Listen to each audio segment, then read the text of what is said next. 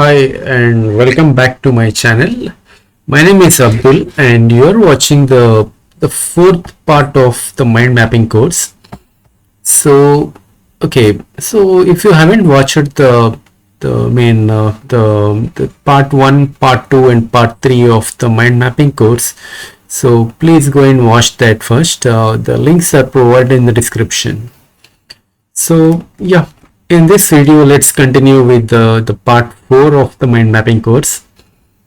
So what is mind mapping? This is discussed in the part 1, and the introduction about the Tony Buzan, it's in the part 2. And then so what you'll be learning in this particular course, it is in the part 2. And then the mind mapping personal interview as an example, it's in the part 3 of the course. So again, the stages of learning, like what are the different stages of learning, so it's in the part 3.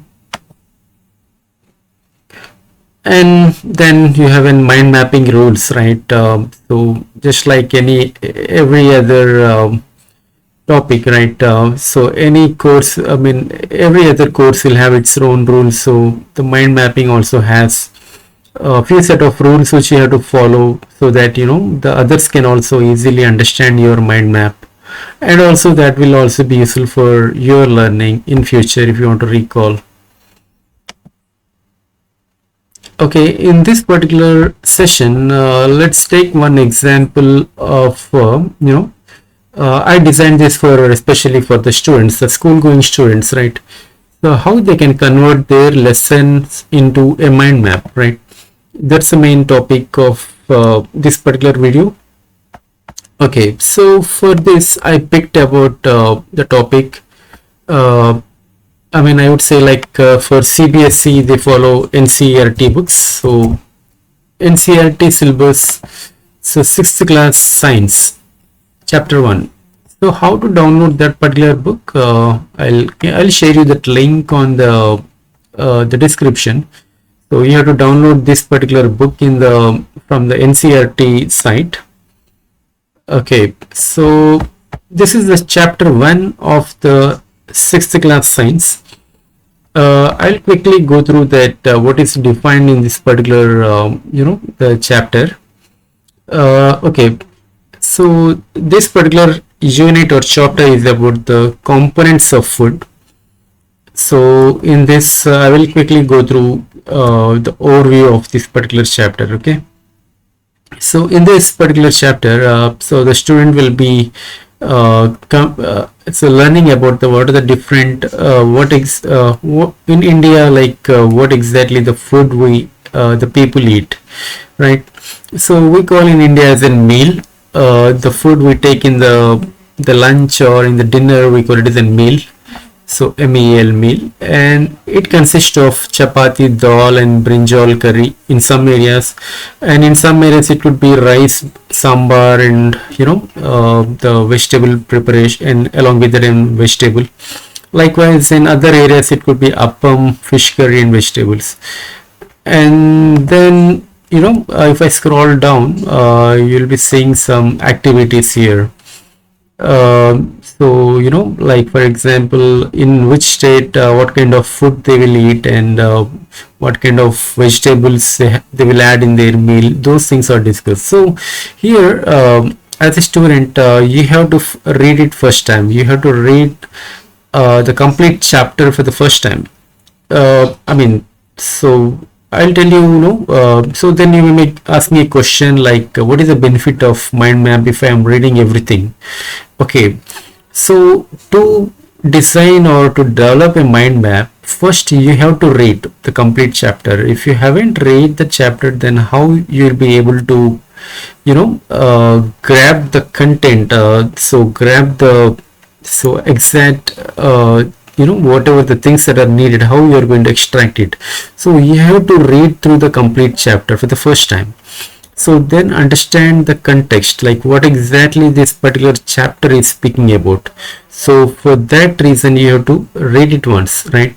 So because I have read it once, so I'm not going to the each and every line of this chapter. I'm going to give you the overview, like what exactly this particular lesson or the chapter explains. And okay, if you see the section 1.1, what do the different food items contain, right? So here you have something called the nutrients. The keyword which you learn is the nutrients. So what is the definition of nutrient? The ingredients, let me point here, the ingredients contain some components that are needed for our body, right? So every food will contain some ingredients. That ingredients we are calling it as in nutrients, right? So okay, there are the different types of nutrients this lesson is explaining about. We call them as an, the carbohydrates, proteins, fats, vitamins and minerals. So in addition, food contains fiber and water also, right? Along with that, nutrients, you have in fiber and water. All these things are needed for our body, right? And then this lesson explains about how to carry out the test, right? Different tests to find out whether your food contains that nutrients or not. So okay, so the first test that this particular chapter discusses about identifying the carbohydrates in your food item. So if you see this section, how to identify the carbohydrates in the food items. So okay, you can see that all right, the main point to be you have to focus is the carbohydrates found in our body are in the form of a starch or sugar. So they are in the form of a starch, right? So we can easily test if your food can contain the starch. So if we found the starch in the food, then it is confirmed that that food has a carbohydrate as a nutrient, right? So now this activity 2, it discusses about the test for the starch. That means if the starch is found in the food, then we confirm that food has a carbohydrate. Okay, now we can see that so you can see the picture, right? What these students are doing. So they have picked a small quantity of small I mean the quantity of food in as a raw ingredient, right? And then they have put 2 to 3 drops of dilute iodine solution, right? And there is a change in color of the food, right? If there is a change in color, if that turn out to be the blue black, that indicates that starch, right? So if you are putting some food, you can pick any food, like assume that you have picked some rice, right? The cooked rice, the boiled rice. So in that rice you have added some 2 to 3 drops of dilute iodine solution. So okay, that's a chemical. If you don't know what is the dilute iodine solution, so it's a chemical, right? So that is used in the chemistry lab. So that particular solution, if you add that into the food item, it turns out to be blue black. If that turns out to be blue black, then it indicates that it has a starch in it. So with that we conclude that okay, if we that food has a carbohydrate. So now this particular activity is asking you to repeat for different food items. You can see here in this table, like raw potato, milk, groundnut. For all these particular food, try to add the 2 to 3 drops of iodine, right? So what's the chemical name here? That's an iodine solution. So dilute iodine. So if you add the dilute, so okay, what do you mean by dilute? So dilute is nothing but like which is not concentrated. That means which is not that concentrated, we call it as in dilute. So yeah, if that solution turns your food into blue black, right? That's what the color is. So again, try to see that if that turns out to be the blue black, we call it as we say that food has a starch. If the food has a starch, then it has a carbohydrate. Okay, that's the test for carbohydrates. Next, this particular chapter discusses about the test for protein, right? So now you can see the test for protein, how it is done. So what it is asking, okay, again take the same small quantity of food item, and it says that if you want to test a solid, you need to make it paste of it or powder it. You have to, if that food item is a solid, you have to, you know, grind it, or you have to make it as a paste or powder before you start the test. Okay, and then so once that is in the form of a, you know, like paste, or we can, it is in the form of a powder, then you have to put some of the, okay, so you have to put some of this in a clean test tube. Okay, and then add 10 drops of water to it and shake the test tube. Okay, so now you're adding, so what you're doing, that you're adding the 10 drops of water and into that particular paste, or into that powder, and then shaking that in the test tube. The test tube is nothing but the one that the student is holding. It is called the test tube. Okay, now using a dropper, add the 2 drops of solution copper sulfate. So you need to remember this, like 2 drops of copper sulfate and 10 drops of caustic soda to the test tube. So you can see here the 2 drops of solution of copper sulfate and 10 drops of solution of caustic soda to the test tube, and then you have to shake well, right? And let the test tube stand for a few minutes, right? You have to make the test tube stand for a few minutes. So did the content of the test tube turn violet? If that color turns out to be violet, it indicates that that food has a protein in it, right? So in the same way, so it's a, so there is one table, you can see that you have to fill out, you have to take a different food items and then test it for the protein. So this is for the test of protein, and if we scroll down, the next topic is about the test for the fats, right? Okay, so likewise there is one more test for fats. So let's see that what exactly, what is the procedure for testing the fats. So take a small quantity of food item, okay, any food item, you have to, you know, for which you want to test the protein, I mean the fat inside it. So what you have to do, you have to take a, you know, take a small quantity of food item and then wrap it in a piece of paper and crush it.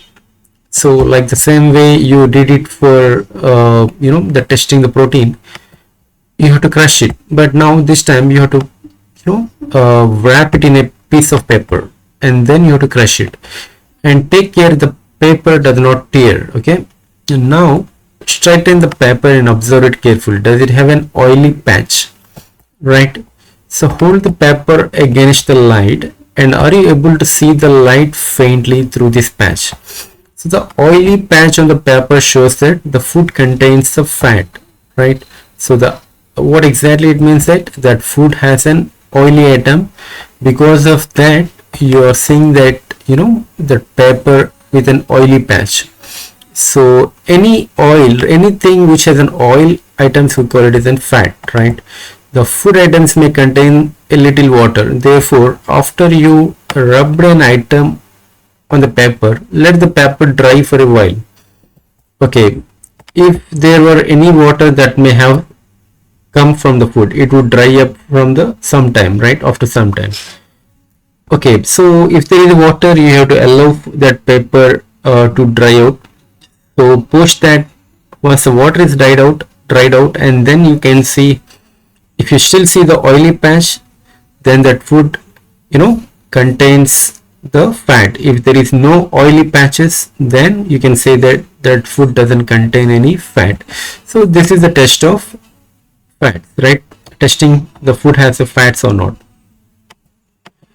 Okay, and okay, so this particular chapter has a test about the carbohydrates, proteins and fat, and it doesn't mention any test about vitamins and minerals, right? And then if you see further, so there is a topic like what do the various nutrients do for our body, right? So it says that carbohydrates mainly provide energy to our body, and also the fats. So fats and carbohydrates provide the energy, and likewise if you scroll down, it says that vitamins, it discusses about let me go up. Yep, So here you can see that proteins are needed for the growth and repair. And then so these are the different various nutrients, what they exactly do to our body, right? Why they are needed for our body. And you can see that vitamins are also needed. So it keeps, vitamin A keeps our skin and eyes healthy. Vitamin C helps our body to fight against many diseases, and D helps our body to use the calcium for the bones and teeth, right? Foods that are rich in different vitamins are shown. And then we have an minerals are needed for our body in a small amount, right? So, and it is not given like what exactly the minerals will do, and each one is essential, or each one is essential for our body, right? And then so yeah, so this is different what exactly these nutrients they are going to do, right? How they will be helpful for your body. So that is mentioned here. So you can also see that beside the nutrients, you have our body needs a fiber and water.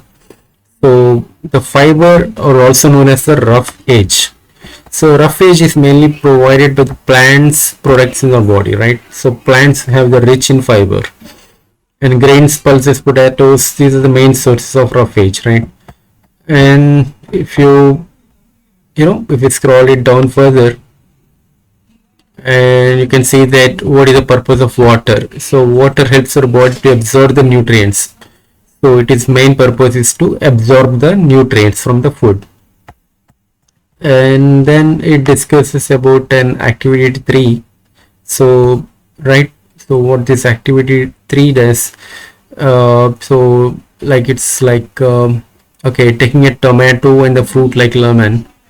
Okay, so again this is some right. Okay, so what is important, I'm going through it.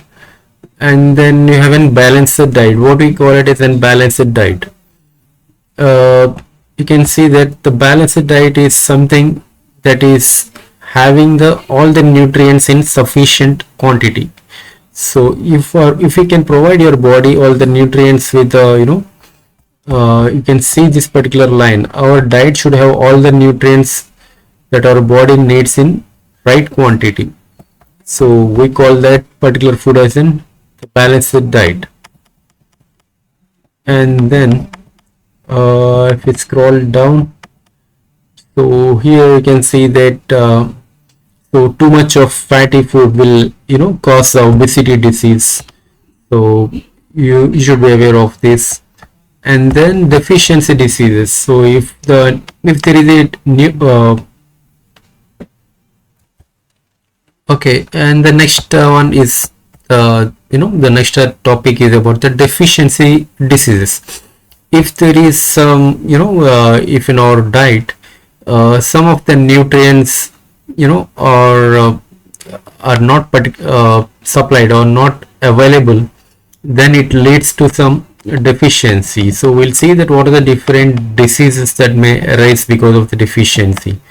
So that this particular table contains for example the vitamin A, different types of vitamins we have. And then if that deficiency, if the vitamins are not sufficiently provided in our food, then we sometimes the people may get in loss of vision. And the symptoms for that is, first will be the person who is lacking the vitamin A in his body, so he will observe the symptoms like the poor vision, or sometimes complete loss of vision. And likewise B1, C, D, calcium, or the different vitamins that you come across. So this is the complete chapter 1 in the the science subject. And here sorry, I took some time because I wanted to convert my motto is that so I will be going to convert this particular chapter into a mind map, so that once you convert that, once you develop a mind map in future, so it's easy for you to remember. You have to read out for multiple times, and if you after in future, if you wanted to recall during the examinations, so it will be easy for you to remember it. You don't have to spend the complete time. You don't have to read the complete chapter, and you don't have to by heart the question and answers that is given in your classroom or as a homework. You don't have to go to the question bank also. So the mind map, using the mind map, you can develop, you can extract any answer. I mean, you can answer any question that is given in the examination, and so that is the main benefit of the mind map.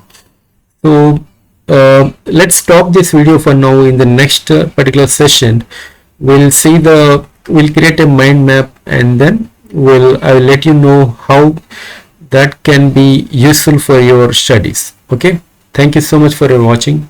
Jai Hind.